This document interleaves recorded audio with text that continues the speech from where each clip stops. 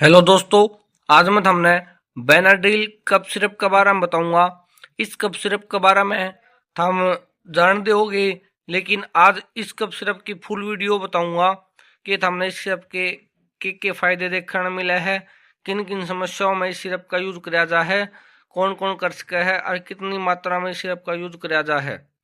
अगर तुमने अब तक चैनल सब्सक्राइब ना करा है तो चैनल सब्सक्राइब कर लो और बेल आइकन दबा लो, ताकि आने वाली वीडियो था दो पूछ जावे और हमने इसी दवाई की नॉलेज मिलती रहे। बेनाड्रिल कफ सिरप एक बहुत बढ़िया कफ सिरप है। इस कफ सिरप ने हम कितने भी मेडिकल स्टोर पे आसानी तले इसको हो, यो सिरप हमने आसानी तक कितने भी मेडिकल स्टोर पे मिल जाओगा। इस सिरप की मार्केट हमने 159 रुपए देखने मिलेगी।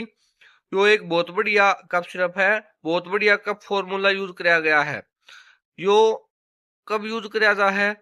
जब थारे कोल्ड की समस्या हो जाओ है, मतलब सर्दी जुकाम की समस्या हो जाओ है, कफ हो जा है और गला में इन्फेक्शन हो जा है या गला में दर्द हो जा है, शॉर्ट थ्रोट हो जा है, मतलब जिस व्यक्ति के खांसी आती हो, दिन में बार बार खांसी आओ है, जिससे कि वो बहुत परेशान हो जा है, उस टाइम पर भी हम इस सिरप का यूज कर सको हो। इसके अलावा किसी व्यक्ति के जुकाम हो जा है, मतलब ठंड लाग जा है, उस टाइम पे नाक में पानी आना शुरू हो जावे, छींक आनी शुरू हो जावे है, गला में दर्द हो जावे है, तो उस टाइम पे हम इस सिरप का यूज कर सको हो।